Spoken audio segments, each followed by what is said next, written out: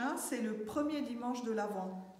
Et notre aventure en 4 étapes, 4 dimanches de l'Avent, va commencer. Et dans la 4e semaine de l'Avent, nous aurons la fête de Noël le vendredi. Alors, nous commencerons avec Noël, ce beau temps de la lumière, le temps de Noël. Alors, mettons un peu d'ordre dans les expressions qu'on emploie. On parle de l'Avent, on parle de Noël, mais on entend aussi Jésus qui est venu, mais Jésus aussi qui reviendra. Il viendra de nouveau. Alors, qu'est-ce que c'est exactement que l'on veut dire? Ben oui, Noël, c'est bien cette fête de la venue de Dieu parmi les hommes. Dieu qui a voulu être dans notre condition humaine et qui a voulu le faire pour nous donner le bonheur éternel avec lui, nous sauver de la mort, du péché. Et c'est ce qui avait été annoncé par les prophètes dans l'Ancien Testament. Ça s'est réalisé avec cette venue de Jésus et sa montée vers la croix et la résurrection. Mais la préface du premier dimanche de l'Avent nous dit « Il viendra de nouveau pour que nous possédions dans la pleine lumière les biens que tu nous as promis. » Alors, entre le « Il est déjà venu » et « Il viendra de nouveau », c'est le temps de l'Avent. Il y a l'histoire dans laquelle nous sommes aujourd'hui et nous allons vers cette plénitude de vie, de lumière, plénitude de salut. Ce salut que Jésus nous apporte, il est déjà accompli, mais il n'est pas encore pleinement manifesté. Il sera manifesté lorsque Jésus reviendra à la fin des temps. Et la fin des temps, nous ne connaissons ni le jour ni l'heure. Le temps de l'Avent, c'est donc le temps de l'avenir, le temps qui vient, et pas le temps du passé, ni du seul instant de la nativité de Jésus. Alors, pendant l'Avent, que nous faut-il faire? Attendre sa venue, attendre son retour, nous croiser les bras? Mais non, attendre dans le temps de l'Avent, c'est attendre quelqu'un que nous aimons, un événement qui nous donne beaucoup de joie.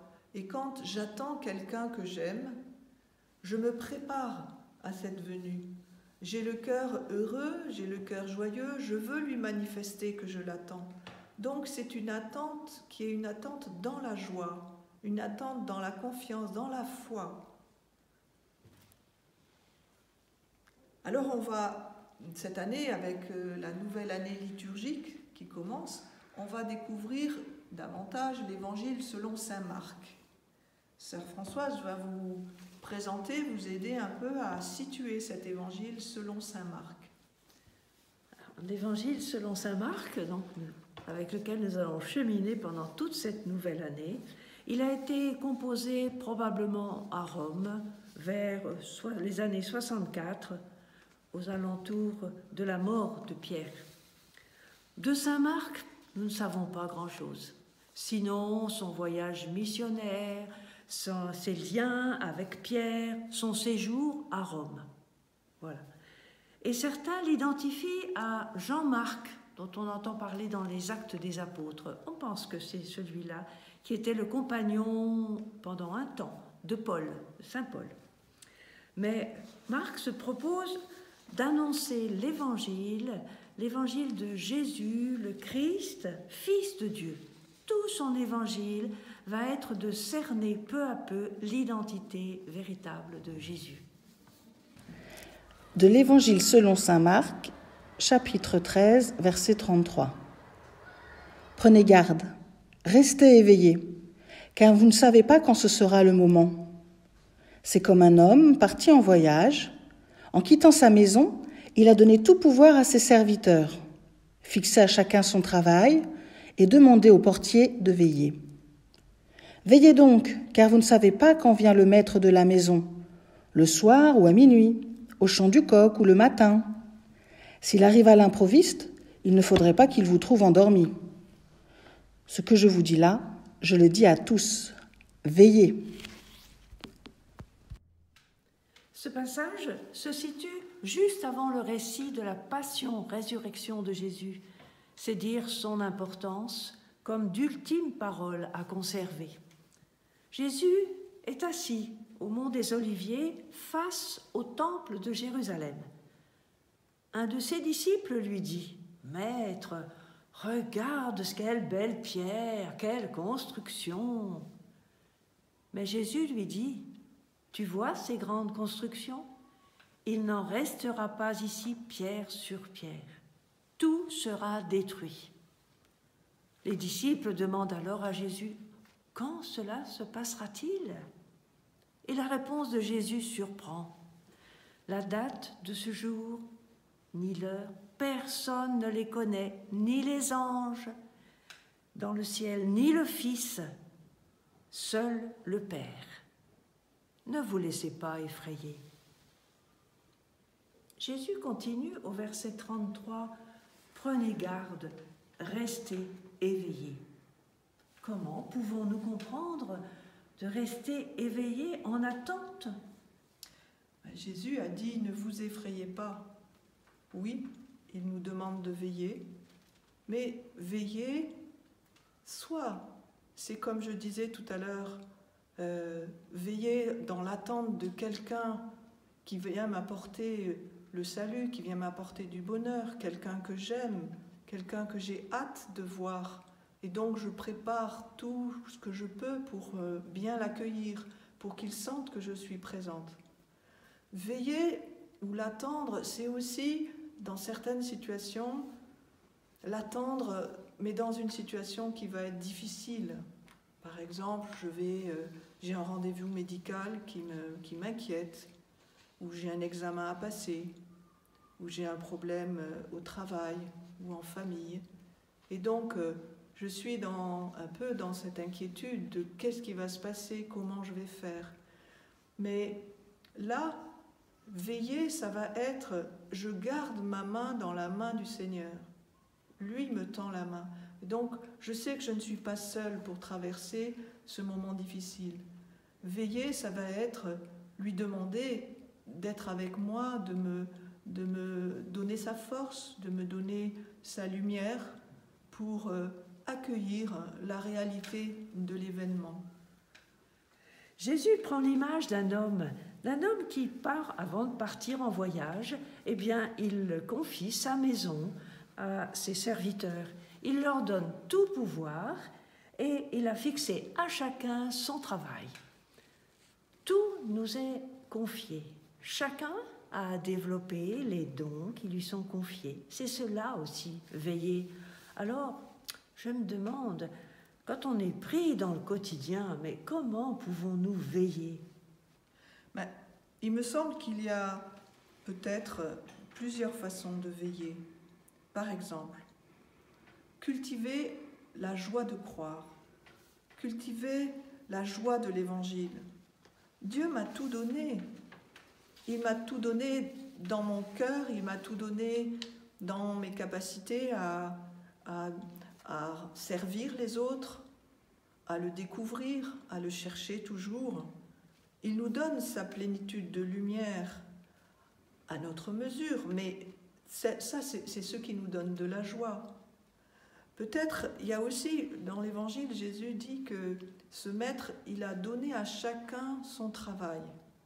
Alors, moi, je me demande si ça signifie pas mon travail. Quel est mon travail personnellement?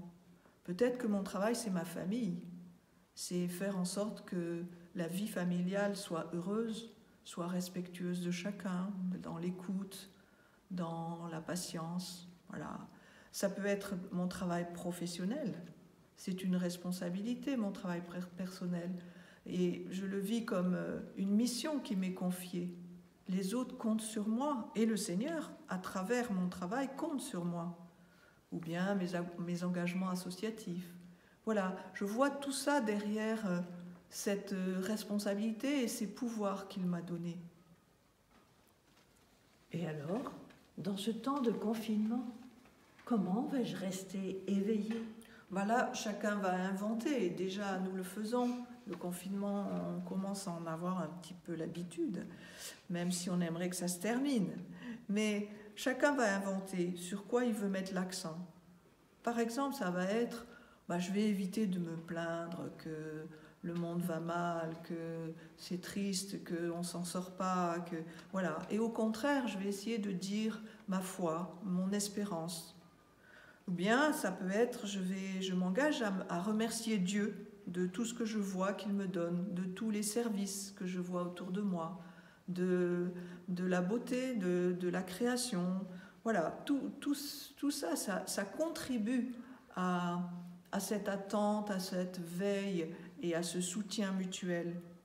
Et puis ça peut être bien sûr aussi, je vais chercher à tendre la main à des personnes qui sont isolées, qui sont seules, qui sont peut-être dans une EHPAD et qui n'ont pas beaucoup de visites. Je peux peut-être faire quelques téléphones, je peux m'intéresser aux autres ou m'intéresser à ces populations qui ne savent plus où on va les accueillir. Même m'informer, c'est une manière de veiller. Et Jésus dit aussi qu'il ne faudrait pas qu'il me trouve endormi. Mais alors, si je m'endors? Ne pas m'endormir. Moi, je crois que quand Jésus nous dit ça, il veut dire ne pas m'endormir, c'est ne pas me décourager, ne pas trouver le temps trop long. Il ne se passe rien. Est-ce que vraiment Jésus, ce qu'il nous a promis, ça va venir? Et donc, il y a des moments, c'est vrai, où on a plus de difficultés à être dans cette attente, dans cette veille. Mais nous avons un beau moyen de rebondir, je dirais, puisque nous savons que nous pouvons, dans notre prière quotidienne, lui demander son pardon. Nous pouvons même faire une démarche de lui demander le sacrement du pardon. Le dimanche, souvent, telle ou telle église est ouverte et les prêtres dans notre secteur sont à notre disposition pour pouvoir recevoir ce sacrement. Et recevoir ce sacrement, c'est renouer avec lui cette joie de l'attente, cette joie de la foi, et ça nous relie aussi les uns aux autres dans la confiance. Voilà, alors moi je pense qu'avec la Vierge Marie, c'est bon disons-nous qu'on va accueillir la parole de Dieu qu'il va nous donner pendant ce temps de l'Avent, même lorsque nous ne la comprenons pas très bien, et bien comme elle, la garder dans notre cœur. Et puis, n'oublions pas ces dernières paroles de Jésus dans cet évangile de dimanche. Il nous dit « Je vous le dis à tous, veillez ». Voilà, alors nous souhaitons une belle route d'Avent, de dimanche en dimanche, et chaque mercredi, on pourra se retrouver pour préparer le dimanche suivant. Voilà, n'hésitez pas à réagir, n'hésitez pas non plus à poser vos questions si vous avez des questions sur l'Avent, sur ces évangiles, et simplement vous les envoyez à maisonparole@gmail.com.